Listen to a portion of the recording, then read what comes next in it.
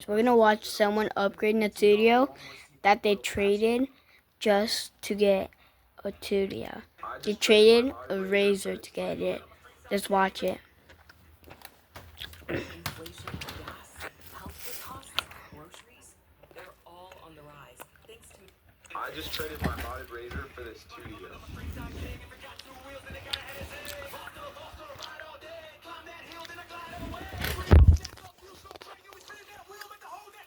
Right now, the studio is not in the best shape, and the colors aren't really that great right now. I don't really like how there's red and white and everything. But what I did get is I got this tire right here. I got a Sur-On battery, an 18 kilowatt motor, a far driver, and I think a better frame than the Razor. So in this video, we're going to be turning this bike into the cleanest studio.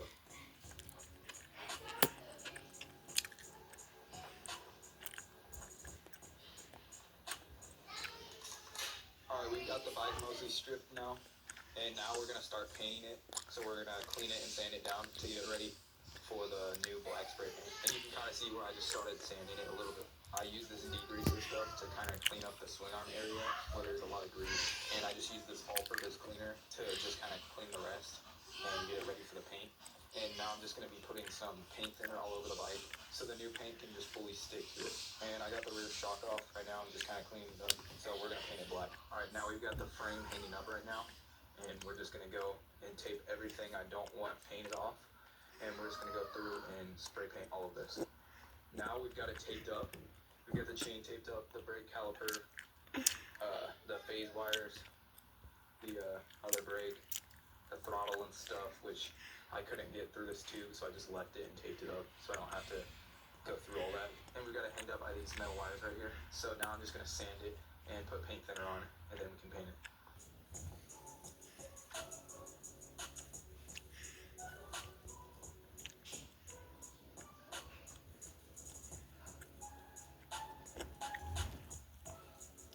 Alright, we got the frame sanded up. As you can see, it's all scratched up right now. We're getting ready to put the paint thinner on, and this is the paint I'm going to be using. It's the Rust-Oleum 2X flat black.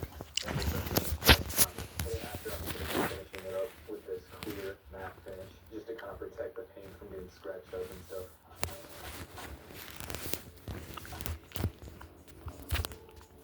Alright, we've got 2 coats of paint on the frame, and I think it looks really, really good right now. And now we're going to be painting the shock, so that's what I'm going to be doing next.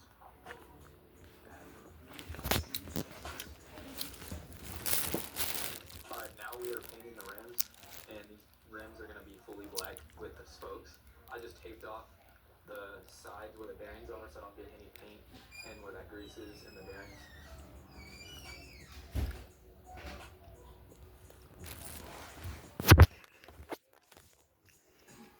Well, this is how the rear shock turned out. I think it turned out really nice. I just taped off that little Ooh, that's silver band on the nice side. color. It looks really good. When I first picked up this bike, it was kind of squeaking a little bit when I rode it. So what I just did is I took off these little plastic caps and I took the swing arm axle out, and the whole swing arm came off.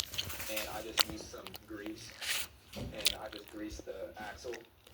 So if you're ever wondering why your Studio is squeaking, I would take your swing arm axle out, grease it up, and I would spray some chain lube, which I'm about to do. I would spray some chain lube on your rear shock in the mounting places. Now I'm going to be putting everything on the bike. I got these new forks from I like those titanium some really nice stuff.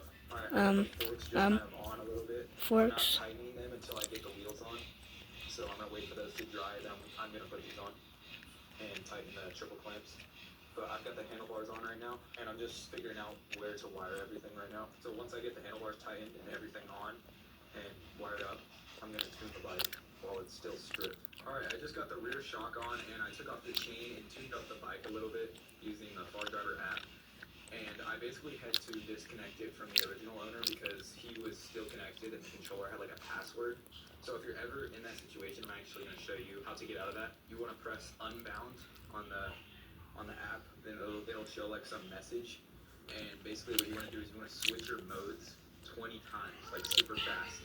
And once that happens, it'll have like a countdown until it basically disconnects from the original owner. And then once you're disconnected, you can change your controller password. So like if you ever buy a controller and it's off somebody, I would just remember that because you might need it like I just did. Yeah, we've got the rear shock on, and this is the motor in here. It's actually a Soshin motor, and it has like an 18 kilowatt peak. we just got it set to 5,000 watts because of the Sauron battery and controller. So yeah, it's just at 5,000 watts right now. But the suction motor will be able to keep up really well. And for the wheels, these were the original tires that were like on it when it came with it. Basically what I did is I had to swap the new tires off the new wheels and put them on the stock rims. So I painted the rims and the spokes black, so now they're blacked out, and I'll be able to put the stock sprocket and stock rotors on so I can keep my brakes and everything. Alright, so we got the wheels on now and they look really good. I basically just took these to a tire shop and got the rims swapped. Got everything screwed in on the handlebars now, so everything's nice and tight. And I got these Elite grips on here. So these are pretty nice. And then I got everything cable managed right here. I couldn't get this thing closed all the way in because with all the new like upgraded stuff that we connected to the car driver, it just couldn't all like clamp down. So I couldn't screw this thing in. So I just took a zip tie and tied two of them together. So I just wrapped it around the controller mount. And this is just the battery strap I have that I'll be using for the Sauron battery. And I just put it over the side. Close this thing up, and this will just be kind of just stuck in there. So I can just take that strap off and take out the Sauron battery whenever I'm moving this bike or something. Okay, this might be one of the cleanest upgrades I've put on my bike so far. These are the battery side panels from Serial Nut. I'll link it down in the description. This is probably one of the best budget mods for your Tudio though. Next, I've actually got this package from Temu, and this is a Talaria fender and a Sauron fender. So we're gonna see what we need to do to put these on. They're very good quality. I'll link them down in the description, but I'll just have to mod these a little bit to get them to fit onto the Tudio, because obviously this is a Talaria front fender, so it will not mount up perfectly.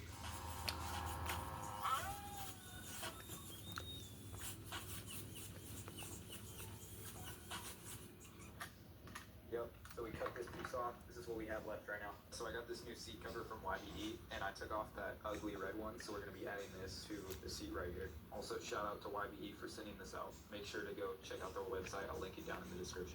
Alright, we got the new seat cover on. We got the mud guard on, which we cut off that front fender. We got the Talaria fender and the Sauron extended rear fender on. And I think it looks really, really good. Now all we have to do is put this Sauron battery in.